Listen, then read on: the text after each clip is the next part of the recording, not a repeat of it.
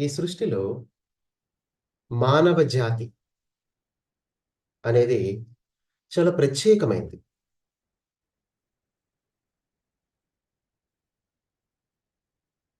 ఈ మిగతా కింగ్డమ్స్ అన్నిటికంటే హ్యూమన్ కింగ్డమ్ అనేది చాలా అడ్వాన్స్డ్ లెవెల్‌లో ఉంది నిజానికి. అయితే ఇవల్యూషన్‌లో మనం ముందున్నప్పటికీ అంటే బాడీలో మెకానిజం పరంగా అయితే ముందుగానే ఉన్నాం. కానీ సైకలాజికల్‌గా మనము మిగతా జాతులు ఎవరైతే ఉన్నారో మన వెనకాల జంతువులు గాని, చెట్లు గాని, ఖనిజాలు గాని వాటన్నిటికంటే కూడా మనం వెనకబడి ఉన్నామని చెప్పొచ్చు. మానసిక పరంగా. ఫిజికల్ లెవెల్‌లో ఈ శరీరానికి శక్తులు చాలా ఉన్నాయి.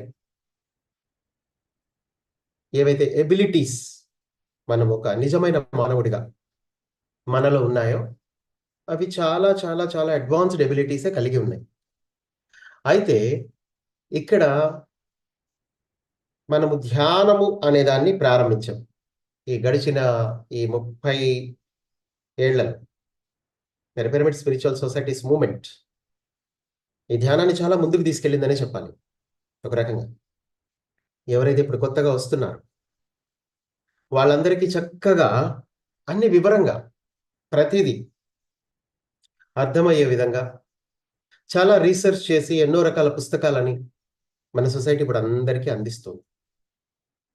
నిజానికి ఇప్పుడు కొత్తగా వచ్చే వాళ్ళు ఇంకా అదృష్టవంతులే చెప్పొచ్చు. ఒకప్పుడు మనకంతా ఫెసిలిటీస్ లేవు అప్పట్లో బిగినింగ్‌లో. బట్ స్టిల్ చాలా మంది ఈ ధ్యానాన్ని గంటలు, గంటలు సాధనలు చేసి వాళ్ళని వాళ్ళు తెలుసుకున్నారు. అయితే ఇప్పుడు రాను రాను ఇప్పుడు సులభం అయిపోయింది. ఏ విధంగా? ఇవల్యూషన్‌లో ఈ గ్రహం గూడా ముందుకొచ్చేసింది చాలా వరకు. ఒకప్పుడు గ్రహమే వెనకబడి ఉంది. ఓ రకంగా చెప్పాలంటే. కానీ ఇప్పుడు గ్రహం గూడా ముందుకొచ్చింది. ఈ గ్రహం ముందుకు రావడానికి ఏవైతే వాతావరణ పరిస్థితులు ఏవైతే ఉన్నాయో, అంటే ఉదాహరణకి మీకు కాంతి ప్రసారాలు గానివ్వండి, మరి స్పేస్ షిప్స్ వచ్చి ఈ భూమి మీద సేవ చేయడం కానివ్వండి, మరి గ్రహాంతర వాసులు తమ యొక్క నౌకలతో ఈ గ్రహం చుట్టూ ఉన్నారు. సో, వాళ్ళందరూ ఆకాశంలో ఉండి, మన లోయర్ ఆర్బిట్‌లో ఉండి వర్క్ చేస్తూ ఉన్నారు. కొంతమంది కింద గూడా వర్క్ చేస్తున్నారు. ఆల్రెడీ గ్రౌండ్ లెవెల్‌లో గూడా. చాలా వరకు మరి వర్క్ చాలా అద్భుతంగా నడుస్తుంది ఈ టైంలో. అంటే ఎవరైతే నిజంగా మేల్కొనాలి అని అనుకుంటున్నారో వాళ్ళందరికీ సరి అయిన అవకాశం అన్నమాట ఇది. అలా మేల్కొంటున్నారు గూడా చాలామంది. అయితే ఇప్పటివరకు ఏవైతే కొన్ని రహస్యాలు అలా ఉంచబడ్డాయో మానవ జాతి గురించి, ఆ రహస్యాలన్నీ బయటకొస్తున్నాయి. అయితే ఇప్పుడు వీటిల్లో మనం చెప్పుకోవాల్సిందేంటంటే, అసలు సుప్రీం కాన్షియస్‌నెస్ అంటే ఎవరు? అతనితో మనకున్న సంబంధం ఏంటి? అది మనం ప్రతి ఒక్కళ్ళు అర్థం చేసుకోవాలి. అయితే సుప్రీం కాన్షియస్‌నెస్ అనేది చాలా పెద్ద విషయం నిజానికి. చాలా హయ్యర్ లెవెల్ సబ్జెక్ట్.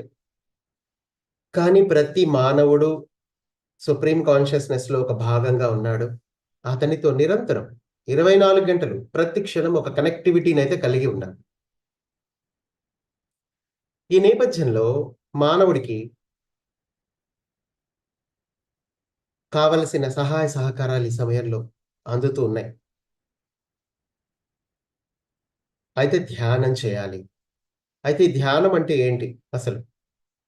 మనం ధ్యానం చేయడానికి చాలా మంది కూర్చుంటారు. కానీ ఒక్కొక్కసారి ఆ ధ్యానం కుదరకపోవచ్చు. సో, అలాగే ఆలోచనలు వస్తూ ఉంటాయి. ఇంతకీ ధ్యానం ఏంటి? అసలు ఏం చేయబోతున్నాం మనం ధ్యానంలో? సో, ఈ సుప్రీం కాన్షియస్‌నెస్‌కి మనకి ఉన్న సంబంధం ఏంటి? అది తెలుసుకోవాలంటే ముందు ధ్యానమే దానికి తొలి మెట్టు. అయితే సుప్రీం కాన్షియస్‌నెస్ అన్ని చోట్ల ఉన్నాడు. సర్వాంతర్యామి కదా! సుప్రీం కాన్షియస్‌నెస్ ఎవరు అంటే భగవంతుడే. అన్ని చైతన్యాలకి మూలమైనటువంటి భగవంతుడెవరు? మూల చైతన్యం. అతన్నే ప్రాథమిక సృష్టికర్త అని, మూల చైతన్యమని,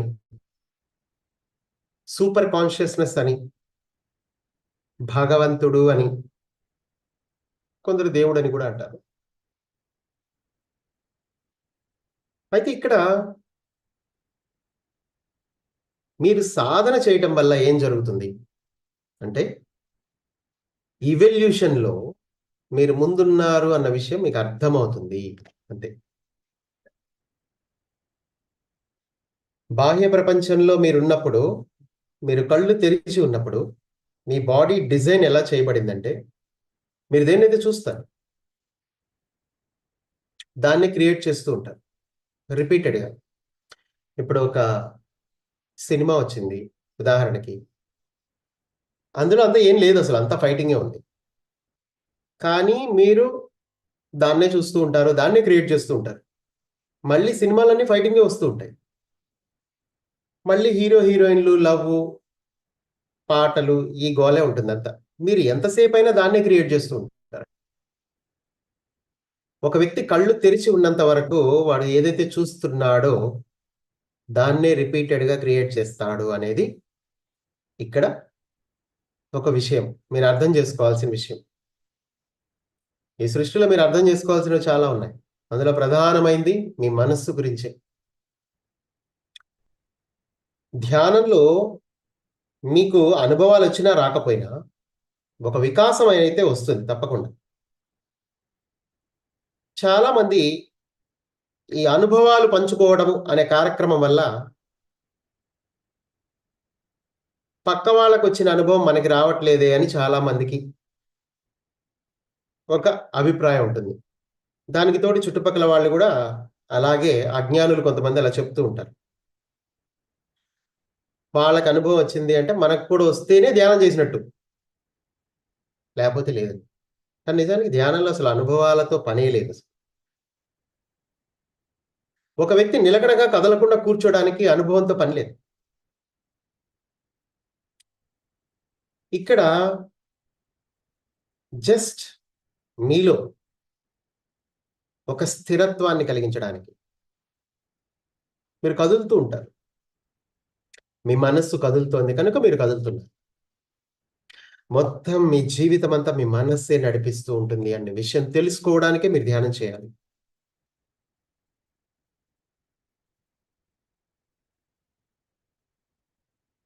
ధ్యానంలో చాలా విషయాలు మీరు తెలుసుకోవచ్చు. కానీ కూర్చుంటే తెలుస్తాయి. అయితే ఆ కూర్చోవటం అనేది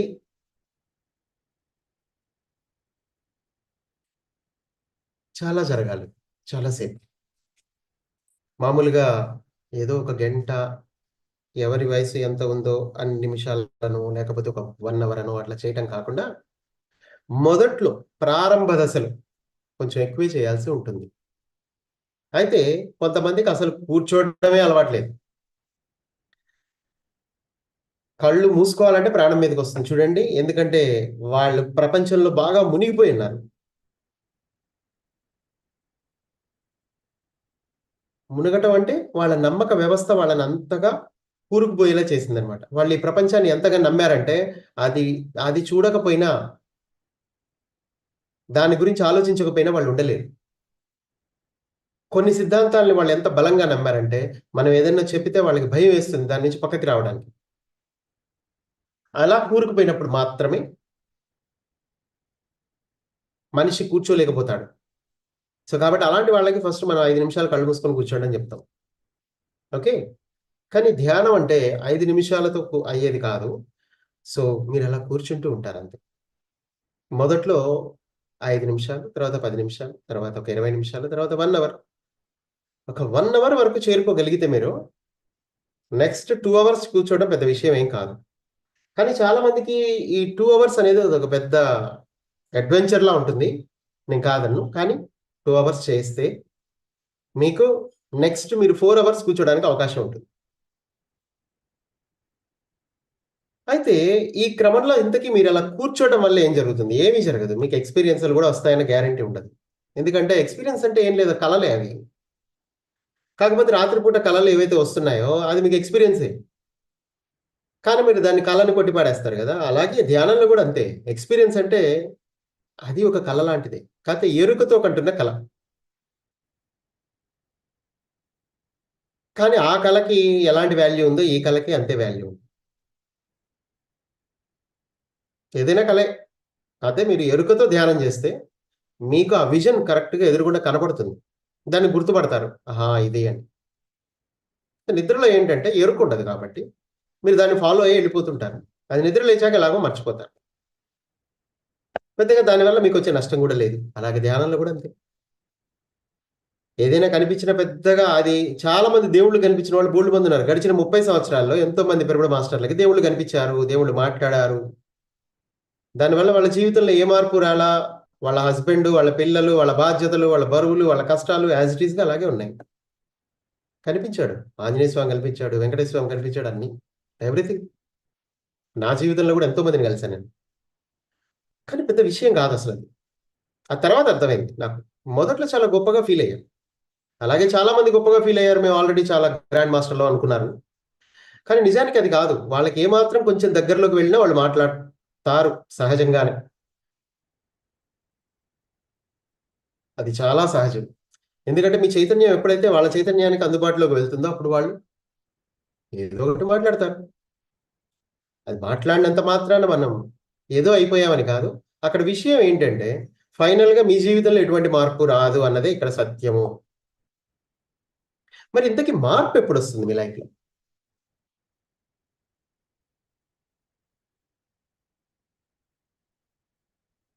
పరివర్తన వచ్చినప్పుడు మీలో.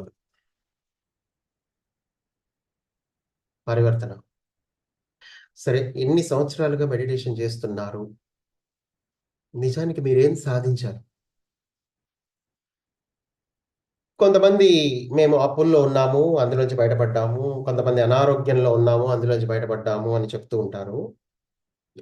మరికొంతమంది అంతకుముందు జీవితం మరోలా ఉండేది. కానీ ఇప్పుడు జీవితం మరోలా ఉంది. చాలా బావుంది అని చెప్తారు. అయితే ఈ చెప్పే వాళ్ళలో ఒక 10% జెన్యూన్‌గానే చెప్తారు. మిగతా 90% మనం ఎలాగో ధ్యానము గురించి చెప్పడానికే స్టేజ్ ఎక్కాం గాబట్టి, ఇప్పుడు ఏదో ఒకటి పాజిటివ్‌గా జెప్పాలి అన్న ఉద్దేశంతో చెప్తారు. మిగతా 90%. నిజానికి వాళ్ళలో ఏ పరివర్తన ఉండదు. కానీ పరివర్తన వచ్చిందని చెప్తారు. చూడండి పరివర్తన తెచ్చుకోవడం ఇంత సామాన్యమైన విషయం కాదు. ఎందుకంటే దాని వెనకాల కష్టం గాదు కావాల్సింది. ఇంట్రెస్ట్. మీరెన్ని గంటలు కష్టపడి కూర్చున్నారు? ఎంత పోరాటాలు జేశారు? ఎన్ని క్లాసులకి అటెండ్ అయ్యారు? ఎన్ని చోట్లకి వెళ్తున్నారు మీరు? క్లాస్ అనంగానే. ఇది కాదసలు ముఖ్యం. ఇప్పుడు క్లాసులు బయటికి గూడా వెళ్ళకుండా ఇంట్లోనే మనకు అందుబాటులోకొస్తున్నాయి. అందరూ ఏదో ఒకటి మాట్లాడుతున్నారు. కానీ విషయం అది కాదు. అందరూ మాట్లాడేది మీకు మ్యాచ్ అవ్వదు. అందరూ ఏదేదో మాట్లాడుతూ ఉంటారు. కానీ అందులో మీకు పనికొచ్చేదేదో మీకు తెలియనప్పుడు ఫైనల్‌గా పరివర్తన జీరో అక్కడ. పరివర్తన అనేది ఉండదు అంటున్నాను నేను. ఓకేనా? సో, కాబట్టి పరివర్తన కోసమే మీరు కళ్ళు మూసుకొని కూర్చుంటున్నారు. మీరు ఒక 4 చోట్లకి క్లాసులకెళ్లారు అంటే, ఆ తర్వాత మీరు ఇంట్లో కూర్చొని గదిని చీకటి చేసుకొని హాయిగా కూర్చోవాలి. ధ్యానము అంటే రిలాక్స్. మీరు పరిగెడుతున్నారు. ఎవరో చెప్పారు పరిగెట్టాల్సిన అవసరం లేదు. కదలకుండా కూర్చోండి అన్నారు. అంతే. మీరు వెంటనే తలుపులన్నీ ఏసేసి, గదిని చీకటి చేసుకొని, ఒక బెడ్ ల్యాంపేసి హాయిగా కళ్ళు మూసుకొని కూర్చున్నారు. సో, ఎప్పుడైతే ఇలా కూర్చుంటారో, మీరు ఎందుకు కూర్చుంటున్నారు అన్న క్లారిటీ మీకుండాలి. ఆ కూర్చునే వ్యక్తి ఎవరైతే ఉన్నారో, ఇప్పుడు కూర్చున్నారు ఎవరో చెప్పారు మనం కూర్చున్నాం అబ్బా! అప్పుడు ఏ పరివర్తన ఉండదు. ఎందుకంటే మనం ఎన్నో ట్రయల్స్ చేస్తూ ఉంటాం బాహ్య ప్రపంచంలో. ఆ గుడికి, ఈ గుడికి లేతే ఇట్లా చేస్తే మంచిగుంటదా? అట్లా చేస్తే మంచిగుంటదా? వాళ్ళేదో జెప్తారు, వీళ్ళేదో జెప్తారు. అన్నీ ఆచరిస్తూ ఉంటాం. ఏవో టిప్స్ వస్తూ ఉంటాయి. యూట్యూబ్‌లో, షార్ట్స్‌లో. ఆ టిప్స్ అన్ని చేసి అది 2 రోజులే చేస్తారు, లేదు వేరే విషయం. కానీ ఫైనల్‌గా ఏదో కాలక్షేపం జరిగిపోతూ ఉంటుంది. అలా కాదు. ధ్యానం దగ్గరికొచ్చేసరికి విషయం భగవంతుడి దాకా వెళ్తుందన్నమాట ఇక్కడ. సుప్రీం కాన్షియస్‌నెస్ అంటే ఏంటి? మూల చైతన్యం వైపు నీ ప్రయాణం ప్రారంభమైంది. జస్ట్ ప్రారంభం మాత్రమే. ఇంక గేట్ తీయలా మీరింకా. బయటే ఉన్నారు. అయితే గేట్ వైపు చూస్తున్నారు అంతే. గేట్ తీయాలనా వద్దా అని. అయితే గేట్ ఎట్లా తీయాలో కూడా మీకు తెలియదు. దాన్నే ధ్యానం అంటారు. ఇప్పుడు ఆ గేటే ఆనాపానసతి.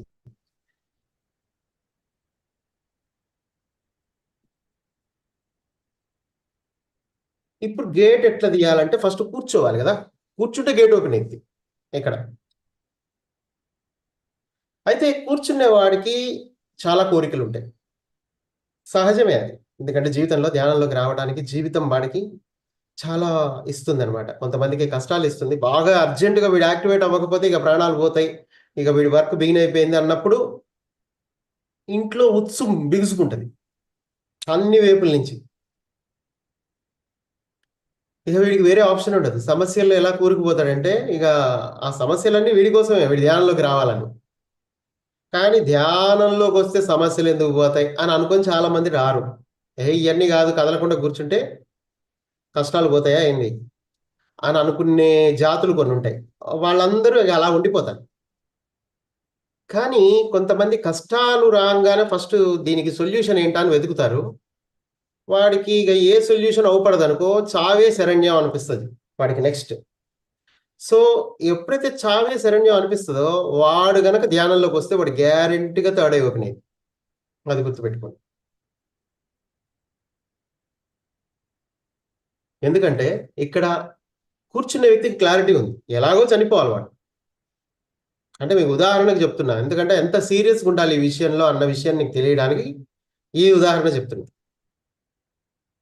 ఎందుకంటే నాకు తెలిసినంత వరకు ఇదే ఉదాహరణ, కరెక్ట్ ఉదాహరణ అనిపిస్తుంది. ఎందుకంటే నా విషయంలో అదే జరిగింది కాబట్టి. సో ఆ తర్వాత మన డోర్స్ అన్ని మూసుకుపోయిన తర్వాత కూర్చుంటాం చూడండి, అదే ధ్యానం అంటే, కరెక్ట్ ధ్యానం అంటే అది. ఇంకేం లేదు ఇక. ఇక నువ్వు బయటికి చూసినా వేస్ట్, ఇక ఇంకేం లేదు. ఇక సావటం ఒకటే ఉంది. కానీ మీరు ఎప్పుడైతే అలా కూర్చుంటారో మీకు చాలా వేగంగా పని అయిపోతుంది. అయితే ప్రతి ఒక్కళ్ళకి ఇలాంటి పరిస్థితి వస్తుంది అని అనను.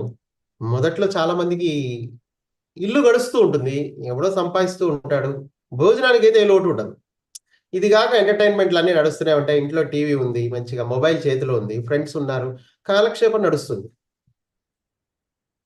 ఇప్పుడు విషయం భగవంతుడి దాకా వెళ్ళాల్సినంత అవసరం ఏంది, వీడికి సాగుతుంది కదా సాగిద్దాం అని అనుకుంటారు జనాలు మోస్ట్లీ. ఇక్కడే ఎక్కువ మెయిన్ ప్రాబ్లం, మనుషులు ఆగిపోయేది సొసైటీలో చాలా మంది ఇక్కడే. వాళ్ళ జీవితంలో ఒక దగ్గర ఆగిపోయి ఉంటారు అనమాట. వాళ్ళు ఏంటంటే వాళ్ళకి జరిగిపోతుంది, అక్కడ పెద్దగా సీరియస్గా తీసుకోవాల్సిన విషయం ఏం లేదు. కాకపోతే ఇక్కడ బుద్ధి వికాసం ఉన్నవాడు ఏం చేస్తాడంటే కొంచెం ఓపిక ఉన్నప్పుడు, ఒంట్లో ఓపిక ఉన్నప్పుడే మనం దీన్ని సాధించాలి అని అనుకుంటాడు. లేదా దీపం ఉండగానే ఇల్లు చక్కదిద్దుకోవాలి అన్నట్టు కొంచెం కొద్దో గొప్ప మనం చేయగలుగుతాము అన్నప్పుడు దీని సంగతి ఏంటో చూడాలి అని అనుకుంటారు కొందరు. అయితే అందరికీ ఉండదు అది, ఎందుకంటే అందరికీ సాగుతూ ఉంటుంది కదా ప్రశాంతంగా. సో ఎప్పుడైతే అట్లా సాగితే వీళ్ళు సాగదీస్తూ ఉంటారు. 20 ఏళ్ళైంది మేము సీనియర్ మాస్టర్లు అయ్యాం, 30 ఏళ్ళైంది మేము సీనియర్ మాస్టర్లు అయ్యాం అనుకుంటేనే మళ్ళీ బయట వాళ్ళ పనులు వాళ్ళు చేసుకుంటూనే అప్పుడప్పుడు మెడిటేషన్ చేస్తూ ఉంటారు. కానీ అది కాదు కదా అసలు.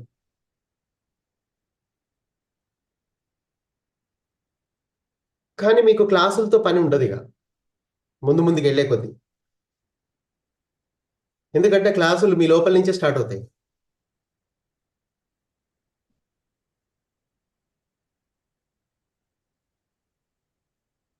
మీ లోపల నుంచి ఎప్పుడైతే క్లాసులు స్టార్ట్ అయినాయి అంటే మీకు లోపల నుంచి విషయాలు తెలియటం మొదలు పెడుతుంది. అంటే ఇంట్యూషన్, ఏది రైటు ఏది రాంగు, ఏం మాట్లాడాలి ఏం మాట్లాడకూడదు, ఈ ప్రకృతిలోని రహస్యాలు, అసలు ప్రకృతి ఎంత గొప్పది, అసలు నిజమైన సమస్య అంటే ఏంటి, మనం ఫేస్ చేస్తున్న ఈ ఉత్తుత్త సమస్యలు అంటే ఏంటి, అసలు సమస్య అంటే ఏంటి అన్నది ఫస్ట్ మీకు అర్థం అవ్వాలి. మనుషులు సమస్యలు, నార్మల్ సమస్యల కోసం ఏదైతే వాడు పరిష్కరించుకోగలడో దానికోసం వీళ్ళు ధ్యానంలో కూర్చుంటారు. కానీ నిజానికి అది కాదు. అసలు సమస్య ఏంటంటే, నేను పుట్టి ఇన్నాళ్ళయింది. నాకు నేనెవరో కూడా తెలీదు. నాకు ఎవరో పేరు పెట్టారు. ఎవరో పెళ్లి చేశారు. ఎవరో నా జీవితాన్ని నాకు సాలరీస్ ఇస్తున్నారు. ఎవరో నన్ను నడిపిస్తున్నారు. ఎవరో ఏదో చేస్తున్నారు. ఏదో గవర్నమెంట్ నాకేదో కొన్ని ఫెసిలిటీస్ ఇచ్చింది. నేను వాటితోటి ఈ ఏదో అంటే ఎవరో ఉన్నారు. ప్రతి ఒక్క చోట ఎవరో ఉన్నారు. ఆ ఎవరో అనేది పోవాలి. అది. అది పోతేనే మీరు ముందుకెళ్తారు. లేకపోతే లేదు. ఇక్కడ మీకు సుప్రీం కాన్షియస్‌నెస్ అంటే మూల చైతన్యంతో కనెక్షన్ ఎలా వస్తుంది? ఎందుకంటే కనెక్షన్ అసలు ఉన్నది ఆల్రెడీ. కాకపోతే ఇక్కడ వస్తుంది అంటం కాదు. అక్కడ ఉన్నదాన్ని గుర్తుపట్టడం అని మాత్రమే ఉంది అని మీరు అర్థం చేసుకోవాలి. Supreme consciousness. అయితే ఇక్కడ కష్టాలు అనేవి ఈ బయట బయట కష్టాల గురించి కాదు. అసలైన కష్టం ఏంటంటే మనము ఇంత జీవితాన్ని మనం జీవించాం గదా!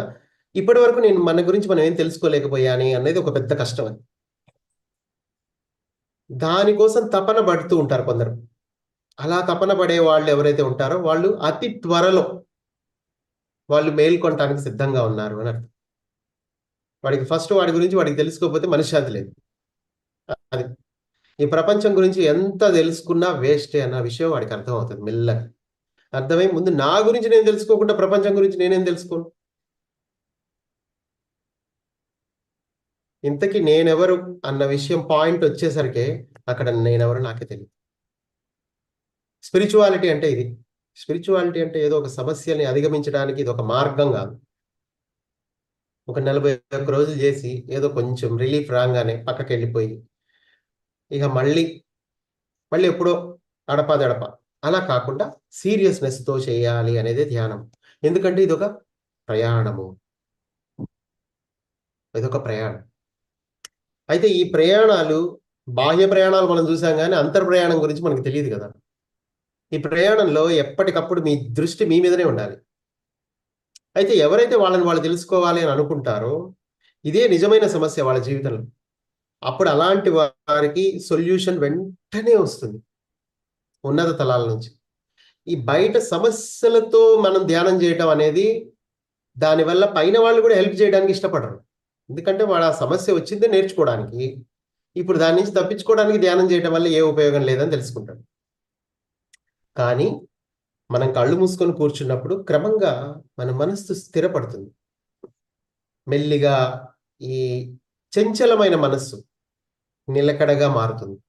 ఆ తర్వాత క్రమంగా చాలా వరకు ఏంటో తెలుసా? మనసు నిలకడైతే చాలా ప్రాబ్లమ్స్‌కి సొల్యూషన్ వస్తది.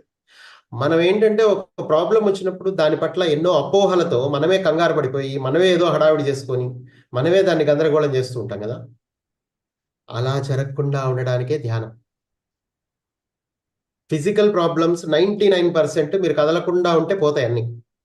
అంటే మీలో జస్ట్ మానసికంగా ఒక చేంజ్ రావాలి. అంటే ఒక స్థిరత్వం రావాలి. వస్తే ఆటోమేటిక్‌గా మీకు రావాల్సినవి మీ జీవితంలోకొస్తాయి. అలాగే మీ నుంచి ఎళ్ళిపోవాల్సిన సమస్యలు ఏవైతే ఉన్నాయో వెళ్ళే పోతాయి. ఇవి రావడం, పోవడం అనేది చాలా సహజం. కానీ ఈలోపు మీ స్పందనలున్నాయి జూసావా? అది అసహజం.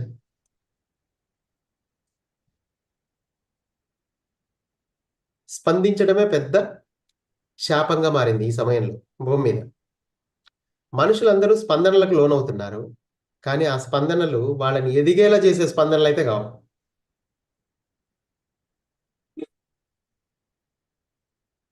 సో, మిమ్మల్ని స్పందనలేంటి? ఒక లోయర్ లెవెల్‌లో స్పందించడం, ఒకటి హైయర్ లెవెల్‌లో స్పందించడం. మనసుకి ప్రశాంతంగా ఉండి, సంతృప్తిగా ఉండి, ఆనందంగా ఉంటే ఆ స్పందన వేరు. మీకది మంచి చేస్తూ ఉంటుంది. భయంతో, నెక్స్ట్ కోపంతో, ఈర్ష్యతో, ద్వేషంతో ఇట్లా ఏవో ఉంటాయి కొన్ని లోయర్ ఎమోషన్స్. దిగాలుగా. అలా ఉన్నప్పుడు ఆ ఎమోషన్స్ ఏమవుతుంది? మీరు ఇతరులకి ఆహారంగా మారుతూ ఉంటారు.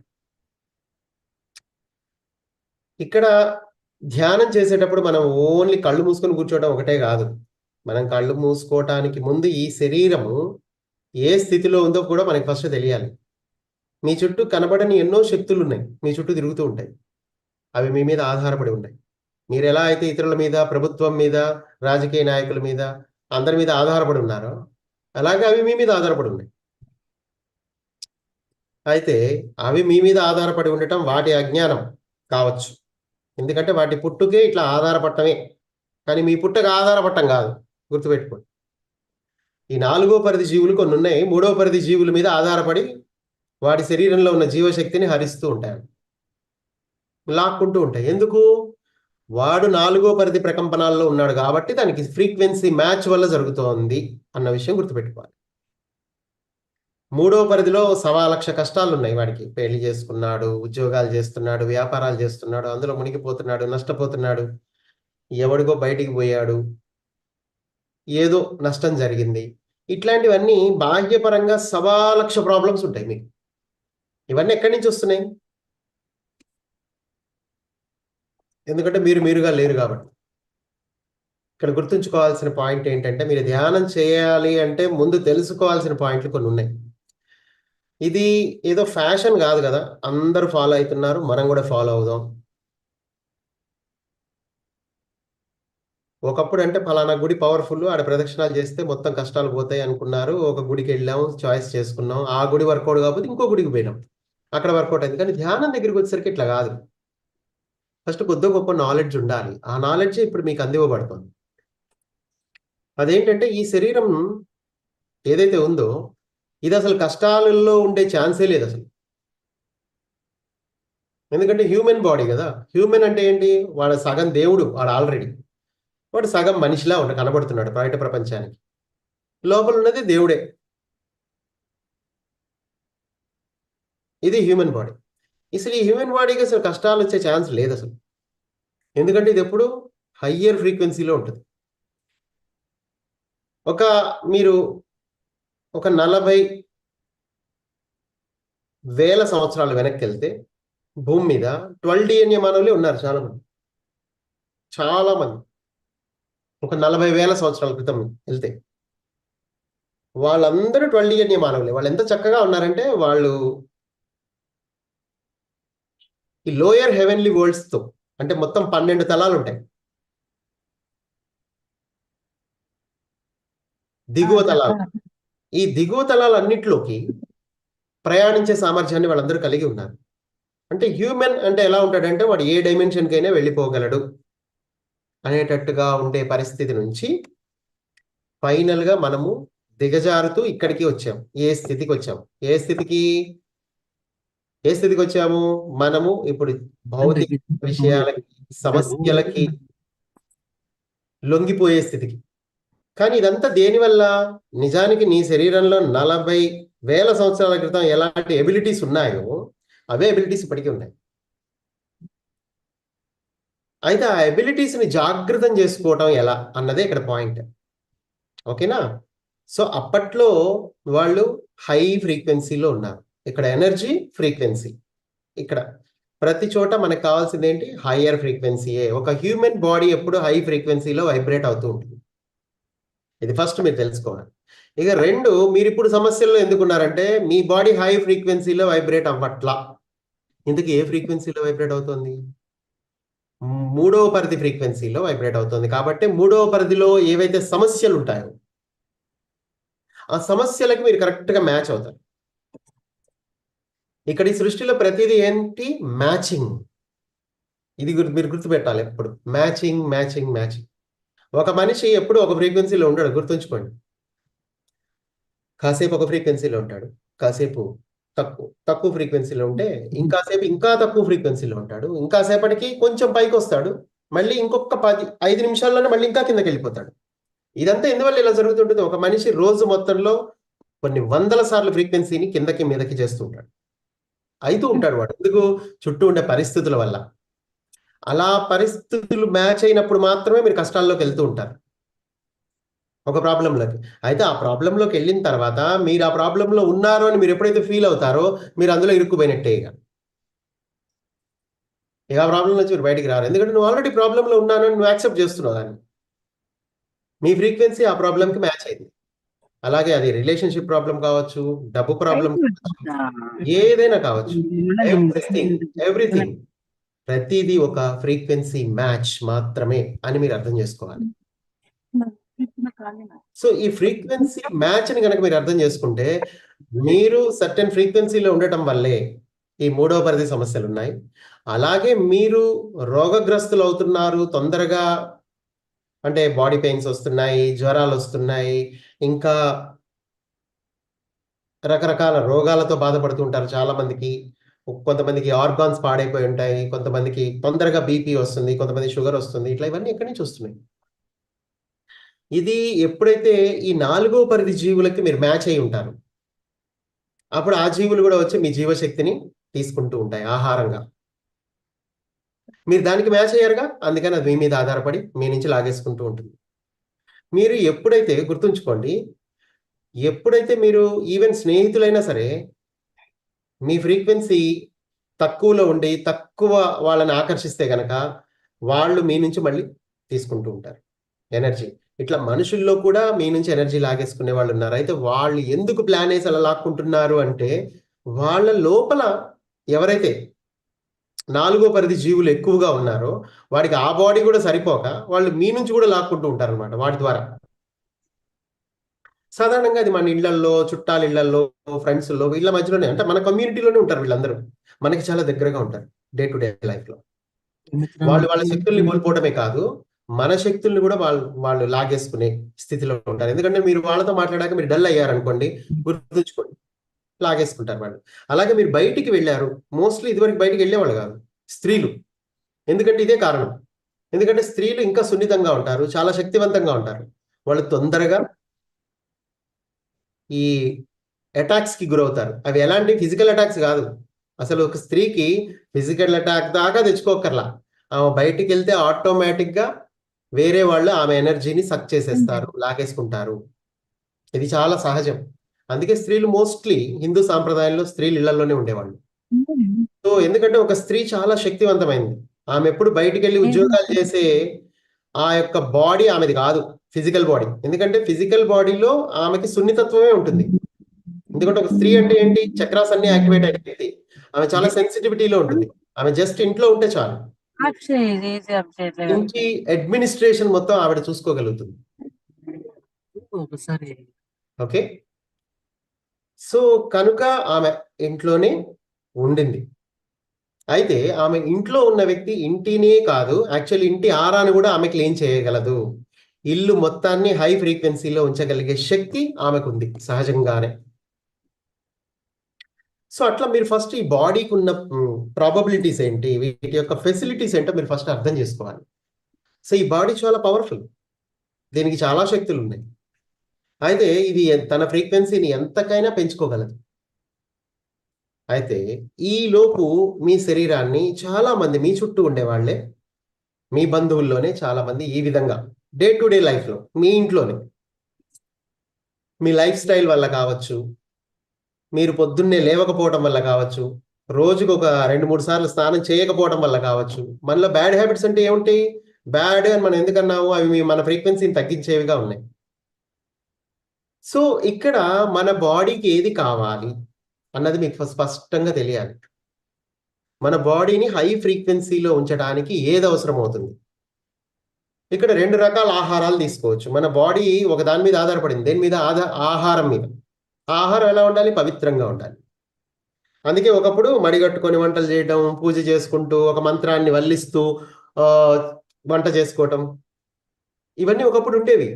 కానీ అవన్నీ అంతరించిపోయాయి. ఎందుకంటే ఇప్పుడు అందరూ ఉద్యోగాలు చేస్తున్నారు. ఒక స్త్రీ కూడా ఉద్యోగం చేయాల్సిన పరిస్థితి వచ్చింది. స్త్రీ కూడా కష్టపడాల్సిన పరిస్థితి వచ్చింది. ఎందుకొచ్చింది? ఎందుకంటే ఆమెను అణగదొక్కి, అణగదొక్కి, అణగదొక్కి వంటింటికి పరిమితం చేసి చివరికి పురుషాధిక్య సమాజం వచ్చిన తర్వాతే, గడిచిన 6000 సంవత్సరాల్లోనే ఇదంతా జరిగింది. ఎప్పుడైతే పురుషాధిక్య సమాజం వచ్చిందో వెంటనే పురుషుడు ఆమెని అణగదొక్కాడు. ఇప్పుడు ఆమె స్ప్రింగ్ లాగా మళ్ళీ రివర్స్‌లో పైకొచ్చింది. ఎంత అణగదొక్కితే అంత ఫాస్ట్‌గా వాళ్ళు మళ్ళీ పైకొస్తారు కదా! అలాగే వచ్చి వీళ్ళు వాళ్ళ విషయం, వాళ్ళేంటి అసలు, వాళ్ళకున్న సున్నితత్వం ఏంటి, వాళ్ళు జస్ట్ అలా ఇంట్లో కదలకుండా ఉండి మొత్తం శాసించాలి ఇంటి మొత్తాన్ని. అలా శాసించేవాళ్ళు లేకపోలేదు, ఇప్పుడు ఈ భూమి మీద ఉన్నారు ఇంట్లో. స్త్రీలుగా చుట్టూ కుటుంబాన్ని శాసించేవాళ్ళు ఉన్నారు. సో, కానీ చాలా మంది వాళ్ళు వాళ్ళ పిల్లల్ని సైతం ఏదో ఒక వర్క్ కోసం వాళ్ళని బయటికి పంపించడం, వాళ్ళు కూడా లైఫ్‌లో సెటిల్ అయ్యేలా చేయాలి. ఎందుకంటే స్త్రీ జాతి అణగదొక్కబడింది కాబట్టి స్త్రీకి ఒక స్వాతంత్రం కావాలంటే ఆమెకి డబ్బుండాలి. ఆమె జ్ఞానం లేకపోయినా పర్లేదు కానీ చేతి నిండా డబ్బు ఉంటే మాత్రం ఆమెకు రెస్పెక్ట్ దొరుకుద్ది అని ఒక భ్రమలోకి వచ్చేసారు స్త్రీలందరూ. అందుకని పిల్లల్ని ఏదో విధంగా కష్టపడి వాళ్ళ కాళ్ళ మీద వాళ్ళు నిలబడ్డాకే పెళ్లి చేయాలని ఈ మధ్య ఆలోచిస్తున్నారు అందరూ సరికొత్తగా. కానీ నిజానికి ఇక్కడ జరిగేది ఏంటంటే వాళ్ళకి కావాల్సింది యాక్చువల్లీ వాళ్ళ కాళ్ళ మీద వాళ్ళు నిలబడటం కాదు. వాళ్ళు ఏ పరిస్థితుల్లో ఉన్నా బ్యాలెన్స్ చేసుకునే నాలెడ్జ్ వాళ్ళ దగ్గర ఉండేలా వాళ్ళకి మనం ట్రైనింగ్ ఇవ్వాలి. ఒక పురుషుడి కంటే స్త్రీ తొందరగా ట్రైన్ అవుతుంది మెడిటేషన్. ఎందుకంటే ఆమె చాలా సెన్సిటివ్గా ఉంటుంది. ఆమె కదలకుండా కూర్చుంటే ఆమె చక్రస్ అన్ని యాక్టివేట్ అయిపోతాయి. ఆమె ఫుడ్ హ్యాబిట్స్ని చేంజ్ చేసుకోగలదు తొందరగా తలుచుకుంటే. ఆమె గట్టిగా కోరుకుంటే ఫుడ్ హ్యాబిట్ చేంజ్ చేయగలదు. ఇంట్లో వాళ్ళని కూడా చేంజ్ చేయగలదు. అంత పవర్ఫుల్గా ఉంటారు కొంతమంది. ఎందుకంటే వాళ్ళ వాక్యం అంత పవర్ఫుల్గా ఉంటుంది. కొందరు చేయలేకపోవచ్చు. కానీ వాళ్ళు వాళ్ళ శక్తుల్ని పెంచుకోవాలి. స్త్రీలు వాళ్ళు ఫైనల్గా వాళ్ళెవరు అనేది వాళ్ళు తెలుసుకోవాలి. స్త్రీ అంటేనే ఒక భగవత్ స్వరూపిణి, ఒక అమ్మవారి అవతారం. సో కాబట్టి ఆమె ఫస్ట్ తనని తాను తెలుసుకున్న తర్వాతే ఆమె ఆ కుటుంబాన్ని ఉద్ధరించగలుగుతుంది. తన పిల్లలకి సరి అయిన గైడెన్స్ ఇవ్వగలుగుతుంది ఒక గురువుగా. ఎందుకంటే ఒక స్త్రీయే ఇంటిని నడిపించేది. అలాగే పురుషుడు కూడా తనలో స్త్రీతత్వాన్ని జాగృతం చేసుకోవాల్సిన సమయం ఇప్పుడు ఆసన్నమైంది. సో అప్పుడు మాత్రమే ఇప్పుడు మానవుడు బ్యాలెన్స్ చేసుకోగలుగుతాడు తన శరీరాన్ని. అంటే ఇప్పుడు 3rd డైమెన్షన్ ఫ్రీక్వెన్సీ నుంచి బయటకు వచ్చి 4th వచ్చాడు అనుకోండి. 4th లో కూడా ఆల్రెడీ డార్క్ ఫోర్సెస్ ఉన్నాయి. ఆ డార్క్ ఫోర్సెస్ ఏం చేస్తున్నాయి? మీ మీద ఆధారపడి మళ్ళీ మీ నుంచే తీసుకుంటూ ఉన్నాయి ఎనర్జీ. అంటే 3rd, 4th లోనే కొట్టుకుంటున్నారు. మిమ్మల్ని ఎవరో ఉంచుతున్నారు అక్కడే. ఇది అన్నిటికంటే పెద్ద ప్రాబ్లం. ఈ ప్రాబ్లమ్స్ వదిలిపెట్టి ఫిజికల్ ప్రాబ్లమ్స్ పట్టుకొని ఎళ్లాడుతూ దానికోసం ధ్యానం చేస్తూ ఉన్నారు. కాదు, యాక్చువల్లీ ఇక్కడ మీరు చేయాల్సింది మీ ఫ్రీక్వెన్సీ తక్కువగా ఉంది కాబట్టే నా జీవితంలో కష్టాలున్నాయి. నేను డల్గా ఉన్నాను, నేను బాధలో ఉన్నాను, నేను ఈర్ష్యపడుతున్నాను, నాకు సెక్యూరిటీ లేదు, నా భవిష్యత్తు గురించి నాకు భయంగా ఉంది. ఇవన్నీ ఎక్కడి నుంచి వస్తున్నాయి? ఒక ఆత్మకైతే భయం ఉండదు. ఇవన్నీ భయాలన్నీ ఎక్కడి నుంచి వస్తున్నాయి? మైండ్కి వస్తున్నాయి. అయితే ఈ మైండ్కి ఈ భయాల్ని అందించే వాళ్ళు ఎవరు? సోల్ అయితే అందించదు. మీ లోపలే ఉన్న సోలు మిమ్మల్ని భయపెడతా ఉంటుందా? ఆలోచించండి. మీకే తెలుస్తుంది. నా సోల్ నన్నెందుకు భయపెడతా అంటారు మీరే. అంటే మిమ్మల్ని ఎవరో బయట నుంచే భయపెడుతున్నారు. అయితే ఆ భయపెట్టే విధానము మనకి తెలిసిన విధంగా కాదు. మనకి తెలిసిన విధానం ఏంటి? ఏదో దెయ్యాలో, భూతాలో, లేకపోతే ఏదో సడన్గా కొన్ని భయంకరమైన విషయాలు ఏవైతే ఉంటాయో వాటిని చూసి మనం భయపడుతున్నాం అనుకుంటాం. కాదు, భయము అనేది మీలో అసలు మెయిన్ ఏంటంటే మనుగడ భయం అనేది ఒకటి ఉంటుంది మీ లోపల. అది ఎప్పుడైతే మీరు తక్కువ స్థితిలో ఉంటారో మీకు మనుగడ భయమే ఫస్ట్ ఉంటుంది, ఇంకేం ఉండదు. ఆ మనుగడ భయం వల్లనే చాలా మంది ఎక్కువ అన్నం తింటూ ఉంటారు, ఎక్కువ డబ్బులు కూడేస్తూ ఉంటారు, ఎక్కువ ఉద్యోగాలు చేస్తూ ఉంటారు. వాడికి ఆల్రెడీ గవర్నమెంట్ జాబ్ ఉంటుంది, పక్కన ఆల్రెడీ ఇంకో దందా నడిపిస్తూ ఉంటాడు, పక్కన బిజినెస్. మనకి ఆల్రెడీ ఫుల్, ఆడికి ఒక 20,000 సరిపోతాయి, కానీ ఒక 40,000 జీతం ఇస్తూ ఉంటుంది గవర్నమెంట్. కానీ పక్కన ఇంకొక వ్యాపారం నడిపిస్తూ ఉంటాడు, ఇంకో ట్రాన్స్పోర్టో లేకపోతే ఇంకేదో పక్కన. ఎందుకంటే ఇది సరిపోవట్లే వాడికి. అంటే వాడికి అన్నం తినడానికి సరిపోద్ది, కానీ మంచి ఇంట్లో ఉండడానికి సరిపోద్ది, అన్నీ సరిపోతాయి, కానీ వాడికి ఇంకేదో కావాలి. అదేంటి? అదే దేనికి అంటే అదే మనుగడ భయం. మనుగడ భయం అంటే అదే బతకడం ఎట్టా అని కాదు. అట్టనే కాకుండా ఇట్లా కూడా ఉంటారు. మనుగడ భయం ఇట్లా కూడా ఉంటుంది, అట్లా కూడా ఉంటుంది. వాడు ఇంకా కావాలి, ఇంకా కావాలి, ఇంకా కావాలి. ఈ అత్యాస వల్ల ఏమవుతుందంటే ఫైనల్గా వాడి పిల్లలకి వాడు చేసి వాడి కాళ్ళ మీద వాడు నిలబట్టడానికి వాడు పోరాటాలు చేయాల్సినవన్నీ వీడే పోరాటం చేసి వాడికి ఇద్దామని. దానివల్ల అలా చేయటం వల్ల ఏమైంది? ఫైనల్గా నెక్స్ట్ జనరేషన్ని వీళ్ళే స్పాయిల్ చేస్తారు. అంటే పక్కవాడి గేమ్ని కూడా మనమే ఆడాలా. మనకి పుట్టాడు కాబట్టి వాడి గేమ్ కూడా మనమే ఆడాలి, వాడి జీవితాన్ని కూడా మనమే జీవించాలి, వాడిని అట్ట కూర్చోబెట్టాలా. ఇది వ్యామోహం, ప్రేమ కాదు. దీనికి ప్రేమ అని ముసుగేస్తారు. మా ఓడంటే నాకు చాలా ఇష్టం, నాకు ప్రేమ అనుకుంటాడు వాడు. కానీ నీ ఓడంటే నీకు ప్రేమ కాదు, అది నీ వ్యామోహం. వ్యామోహం ఎప్పటికైనా సర్వనాశనం చేసి వదిలిపెడుతుంది అన్న విషయం తెలుసుకోవడమే ఇక్కడ చేయాల్సింది మనుషులు. ఇక్కడ మీ ఓడికి చేయాల్సింది జ్ఞానం. ఇప్పుడు అమెరికాలో 15 ఏళ్ళు రాగానే ఇంట్లోంచి బయటకు పంపించేస్తారు. నీ బతుకు నువ్వే బతుకొని, వాడే అపార్ట్మెంట్ వాడే తీసుకోవాలి, వాడే ఉండాలి, లేదంటే ఏదైనా చిన్న రూమ్లో 2-3 అడ్జస్ట్ అయి ఉండాలి. కానీ ఫైనల్గా వాళ్ళు ఇంట్లో ఉండొద్దు అన్నట్టు, బయటికి వెళ్ళిపోవాల్సిందే, వాళ్ళ తల్లిదండ్రులతో ఉండటానికి వెళ్ళలేదు. ఇది కొన్ని దేశాల్లో ఉంది కానీ మన దేశంలో లేదు, మనకి ఇక్కడ ఛాన్స్ లేదు, ఎందుకంటే ఇక్కడ గారాబం ఎక్కువ. సో కాబట్టి ఇక్కడ మనుషులందరూ వీళ్ళ వరకే, అక్కడ స్త్రీ అయినా పురుషుడైనా ఒకటే ఫార్ములా, బయటికి వెళ్ళిపో అంతే, నీ జీవితం నీదే. వీళ్ళందుకే చిన్నప్పుడే అక్కడక్కడ ఇక్కడ అన్నిట్లో పని చేసుకుంటూ ఏదో చిన్న చితకని డబ్బు సంపాదించుకుంటూ ఫైనల్గా వాళ్ళందరూ ఒక స్టేజ్కి వచ్చేసి రిచ్ అయిపోతారు. కానీ ఇక్కడ మన దేశంలో ఏంటంటే ముందు వీళ్ళే సంపాదించేయాలి పిల్లల కోసం అనుకుంటూ ఉంటారు. మంచి స్కూల్లో వేయాలి, వీడు కష్టపడి చదువుకున్నాడు కదా గవర్నమెంట్ స్కూల్లో, అందుకని వాడు ఏసీ స్కూల్లో చదవాలనుకుంటాడు. దానివల్ల ఫైనల్గా వాళ్ళు ఏమీ నేర్చుకోరు, మహా అంటే సాఫ్ట్వేర్ ఉద్యోగం సంపాదించి మళ్ళీ కూర్చుంటారు అక్కడ, ఇంకా అంతమించి ఇంకేం లేదు. అక్కడ ఆత్మజ్ఞానం ఉండదు. అయితే ఇదంతా ఎప్పుడు మళ్ళీ ఆత్మజ్ఞానం దగ్గరికి మ్యాటర్ ఎప్పుడు వస్తుంది, వాడి ప్రాణం మీదకి వచ్చినప్పుడే వస్తుంది ఇదంతా. కానీ అప్పటికి వాళ్ళు చాలా ప్రాబ్లమ్స్లో కూరుకుపోయే ఉంటారు. కొంతమంది ప్రాబ్లమ్స్ ఏమి ఉండవు, ఎందుకంటే మనీ దాన్ని కవర్ చేస్తూ ఉంటుంది వీడికి పక్కన. ఎన్ని ప్రాబ్లమ్స్ ఉన్నా ముందు డబ్బులు అయితే ఉన్నాయిగా, ఏదో ఒకటి కొనుక్కొని వాడు ఫీల్ అవుతూ ఉంటారు, రోడ్ల మీద తిండి తినుకుంటా.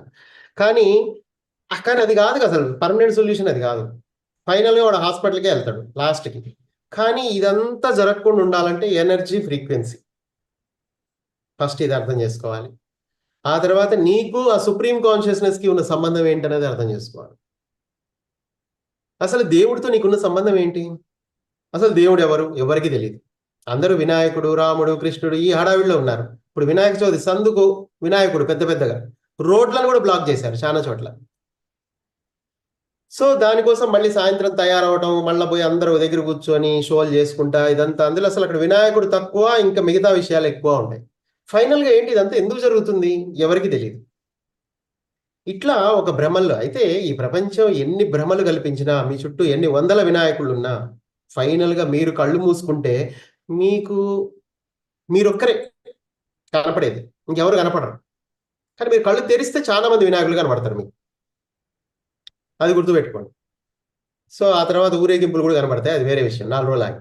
కానీ ఫైనల్గా ఈ డ్రామాలన్నీ చూసిన తర్వాత అది మీరు భక్తి అని అనుకుంటారు, కానీ అది భక్తి కాదని మనందరికీ తెలుసు, ఎందుకంటే అంతా కమర్షియల్ నడుస్తుంది ఇక్కడంతా.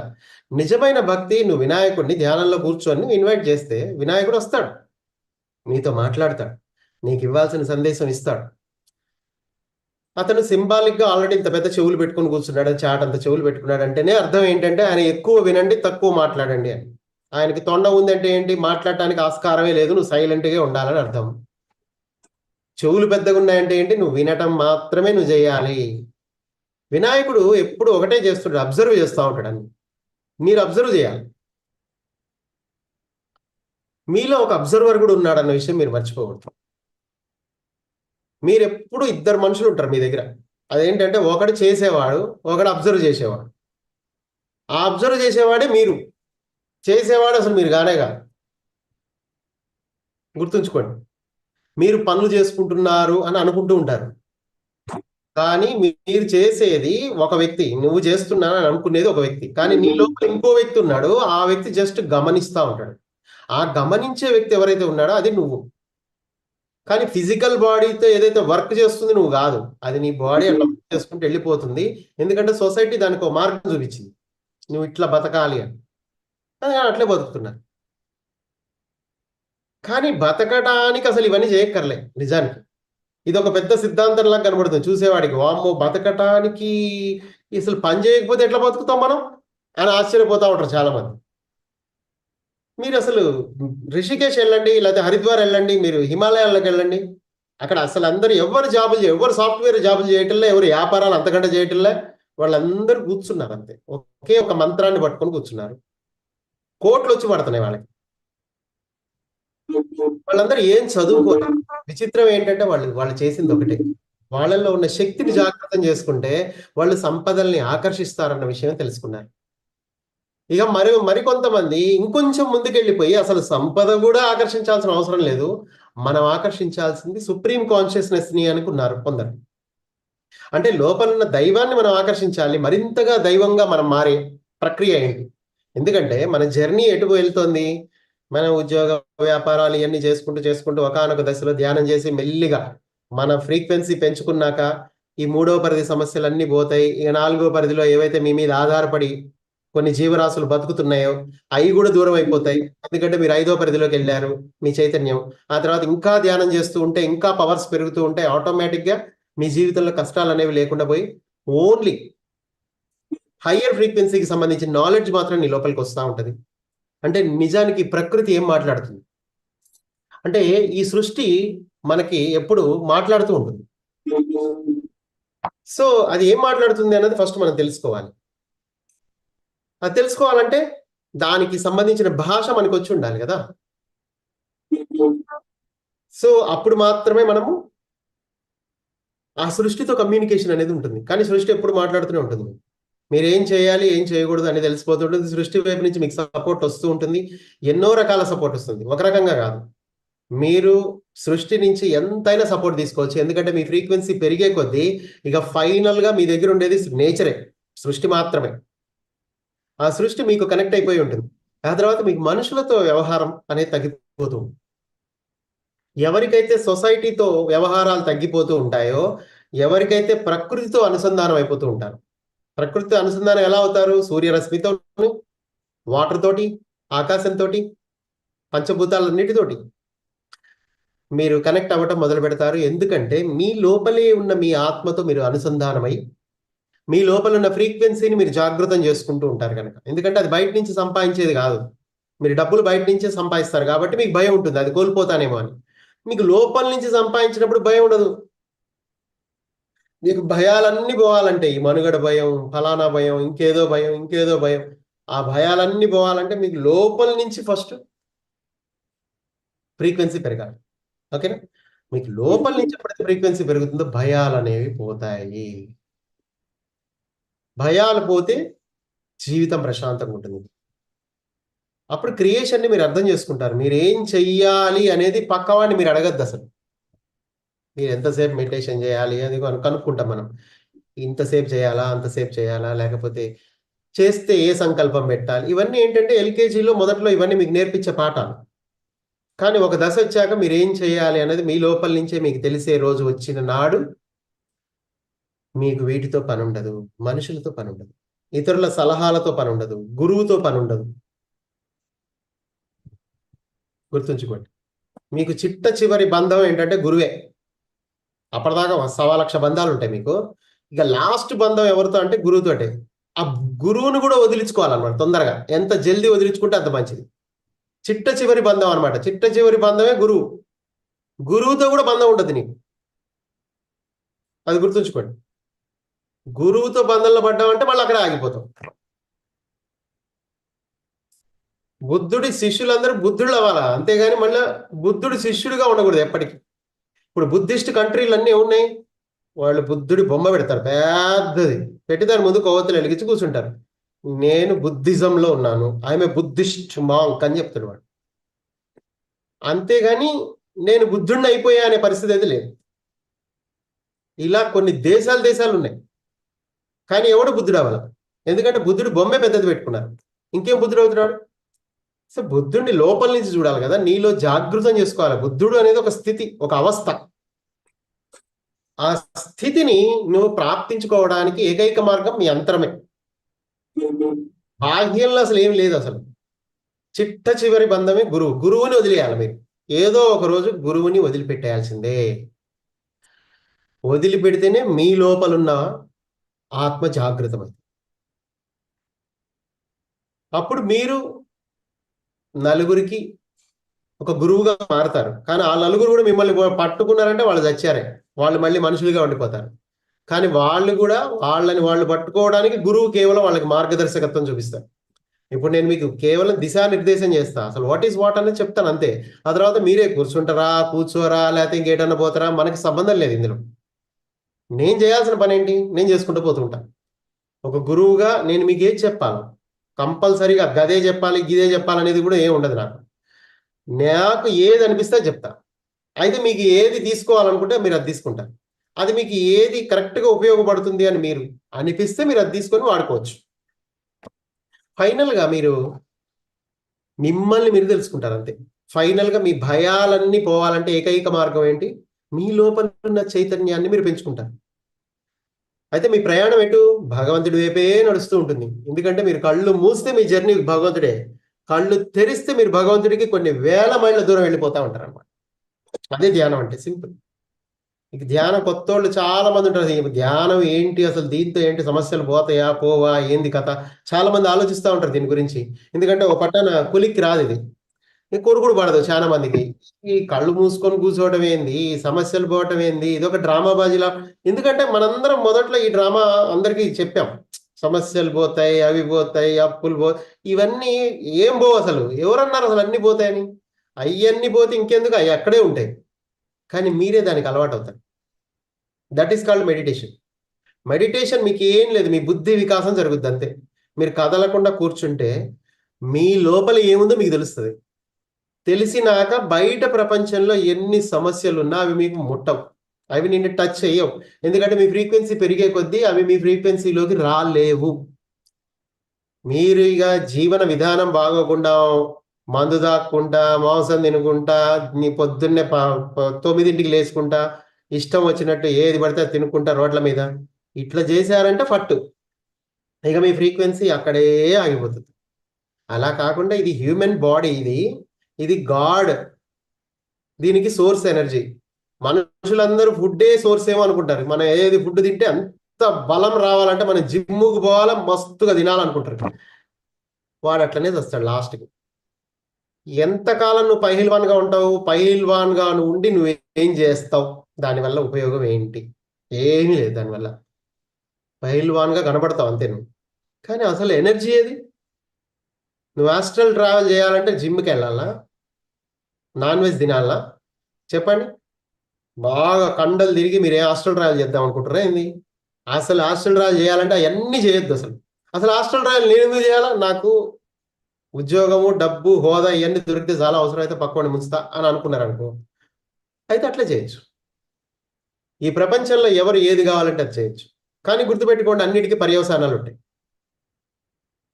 ఈ ప్రపంచం మొత్తం పర్యవసానాల ద్వారానే పరిపాలిస్తున్నారు, అంతేగాని ఈ కోర్టులు, జడ్జిలు, ఇక్కడ ఎవరైతే ఉన్నారో న్యాయ పరిపాలనా వ్యవస్థ, వీళ్ళ ద్వారా కాదు అసలు అక్కడ జరిగేది. పరిపాలన మొత్తం దేని ద్వారా జరుగుతుందంటే ఇక్కడ యూనివర్సల్ లాస్ ద్వారా పరిపాలన జరుగుతుంది. అందులో పర్యవసానాలే మిమ్మల్ని పరిపాలిస్తూ ఉంటాయి. మీరు ఏదైతే చేస్తారో దాన్నే పొందుతూ ఉంటారు. ఎందుకంటే అదే ఫ్రీక్వెన్సీలో మీరు ఉంటారు, దాన్నే ఆకర్షిస్తూ ఉంటారు. ఇది సింపుల్ సిద్ధాంతం. సో కాబట్టి మీరు ఏం ఆకర్షించాలన్నా కానీ ముందు మీరు తీసుకునే ఫీడింగ్ ఏంటి అంటే, మీ ఫుడ్ పవిత్రంగా ఉందా లేదా, అంటే ఏంటి, పూర్తి శాకాహారంగా ఉందా లేదా అన్నది ఇక్కడ చాలా ఇంపార్టెంట్. ఓకే, మీరు సాధన చేసేటప్పుడు ఇది నేను చెప్తున్నా, ఇది అందరికీ కాదు, ప్రపంచం అంతా. మీరు ధ్యానం చేయకపోయినా పర్లేదండి, నాన్ వెజ్ మానేయండి ముందు అంటా ఉంటారు చాలా మంది. ఇది ఒక పచ్చి అబద్ధం అనమాట. ధ్యానం చేయకపోయినా పర్వాలేదు, నాన్ వెజ్ మానేయండి అనేది అది పెద్ద రాంగ్ కాన్సెప్ట్. అందరు నాన్ వెజ్ తినే వాళ్ళందరూ తినాలి ఫుల్గా, కానీ ధ్యానం చేయాలి ఫస్ట్. ఆ తర్వాత నీకు అనిపిస్తుంది చూడు, ఏ రోజైతే నేను నాలో ఒక ప్రేమ, కరుణ జాగృతం అవుతుంది, సో కాబట్టి నేను ఇంకా ఈ ఆహారం నా ఆధ్యాత్మిక ఎదుగుదలకు ఉపయోగపడదు అని నీకు అనిపిస్తే అప్పుడు మానేయాలి, అంతే. అంతకుమించి ఇంకేం లేదు. పిరమిడ్ సొసైటీ మొత్తం నాన్ వెజిటేరియన్స్ తోటే స్టార్ట్ అయింది. తర్వాత కదా వీళ్ళందరూ ఈ వెజిటేరియన్ ఉద్యమాన్ని మళ్ళీ కొత్తగా స్టార్ట్ చేశారు నిజానికి. కానీ ధ్యానం చేయకపోయినా పర్వాలేదని మీరు నాన్ వెజ్ మానేయండి అని మాత్రం ఎవరితో చెప్పకండి. అలాంటి భ్రమల్లో మాత్రం మీరుండకండి, పక్కవాడిని కూడా ఉంచకండి. దానివల్ల రాబోయే కాలంలో మనుషులందరికీ ధ్యానం పట్ల ఒక చక్కటి ఏదైతే ఒక అభిప్రాయం ఉందో అది తొలగిపోతుంది. ఓహో, మనం ధ్యానంలో పోవాలంటే ముందు నాన్ వెజ్ మానేయాలి, మనకెందుకు వచ్చిన గోల ఇదంతా, మనకి హాయిగా ఎంజాయ్ చేద్దాం, ముందు ఈ మసాలా ఫుడ్డే కత్తిలా ఉంది అనుకుంటాడు, వెళ్ళిపోతాడు వాడు. అలా కాదు, ముందు ధ్యానం నేర్పించండి ఫస్ట్, తర్వాతే నిదానంగా వాళ్ళల్లో పరివర్తన వచ్చినప్పుడే అది వాళ్ళు మారాలి, సహజంగా మారాలి. బలవంతంగా మారినా కానీ వాడు లోపల అదే ఊహించుకుంటా ఉంటాడు. కాబట్టి ఎప్పుడైనా సరే గుర్తుంచుకోండి, సహజంగా జరగాలి, బ్యాలెన్స్ అనేది న్యాచురల్గా జరగాలి, అంతేగాని మీరు తెచ్చిపెట్టుకున్నట్టుగా చేయకూడదు. ఈ ప్రపంచంలో చాలా మంది బలవంతంగా చాలా చాలా వేగన్గా మారడం, బలవంతంగా వెజిటేరియన్గా మారడం అట్లా చేయకండి ఎప్పుడు. మీరు హాయిగా తినాలంటే తినండి, కాకపోతే వెజిటేరియనిజం యొక్క గొప్పతనం గురించి తెలుసుకోండి. శాకాహారాలు జరుగుతూ ఉంటాయి, కానీ జరిగినంత మాత్రాన మీరు నిజంగా రియలైజ్ అయ్యి దాని పట్ల అది నిజంగా నా స్పిరిచువల్ గ్రోత్కి అడ్డం పడుతుంది అని మీరు ఫీల్ అయినప్పుడే దాన్ని మానేయాలి. అప్పుడు మిమ్మల్ని ఎవ్వరు ఇక మార్చలేరు. లేదంటే మీకు మనసు వీగుతా ఉంటుంది, ఎందుకంటే బలవంతంగా మానారు కాబట్టి. ఇక్కడ నాన్ వెజ్ తినటం అదొక పెద్ద క్రైమ్ అని కాదు అక్కడ దాని అర్థం. ఇక్కడ మీరు నిజంగా ఎదగాలనుకుంటే, మీ మీద నీకు ప్రేమ ఉంటే, మీ శరీరం గురించి మీరు నిజంగా తెలుసుకుంటే, మీ శరీరం యొక్క కెపాసిటీస్ ఏంటి, దీనికి ఉన్న ఎబిలిటీస్ ఏంటి. అంటే ఒక మోటార్ సైకిల్లో కిరోసిన్ పోసి కూడా నడిపించచ్చు, వెనకాల పొగొస్తా ఉంటుంది. కొంచెం పెట్రోల్ కొంచెం కిరోసిన్ కలిపి నడిపిస్తూ ఉండేవాళ్ళు ఇదివరకు రాజ్దూత్ మోటార్ సైకిల్స్లో వాటిల్లో కిరోసిన్ పోసి నడిపించేవాళ్ళు. ఇప్పుడు కూడా కావాలంటే కిరోసిన్ పోసుకోవచ్చు, కల్తీ చేసి చేయొచ్చు, వెనక నుంచి పొగొస్తుంది, కానీ ఫైనల్గా అది బోరుకు వస్తుంది బండి. అట్లాగే మన శరీరానికి ఫ్యూయల్ ఏంటి అన్నది మనం తెలుసుకునే ఆ స్థితిలోకి, ఆ జ్ఞానం మనకి రావాలి ఫస్ట్. సో ఫైనల్గా మీ శరీరము ఎలా పనిచేస్తుంది, దీనికి ఎలాంటి ఫుడ్ అనేది అవసరం, ఈ ఫుడ్ని రెడ్యూస్ చేస్తూ ఉండొచ్చు. మొదట్లో మనం శాకాహారం తీసుకున్నప్పటికీ క్రమంగా ఈ డ్రై ఫ్రూట్స్ అవి తింటూ నిజంగా అలా ముందుకు వెళ్తూ ఉండొచ్చు.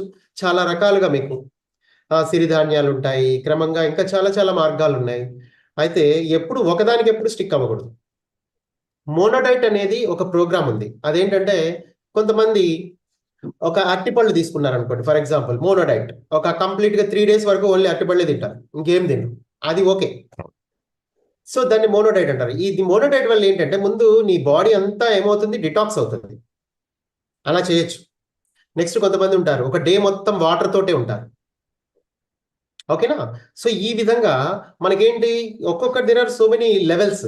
సో ఇవన్నీ ధ్యానంలోకే వస్తాయి. అంటే ధ్యానము అంటే నాట్ ఓన్లీ ధ్యానము, ఇక్కడ జీవన విధానము అనేది కూడా వస్తుంది. అయితే ఈ జీవన విధానం ఎలా ఉంటుంది, ఎలా ఉండాలి అనేది మనము రేపు తెలుసుకుందాం క్లాస్లో. రేపు కూడా ఉంటుంది 3 to 4.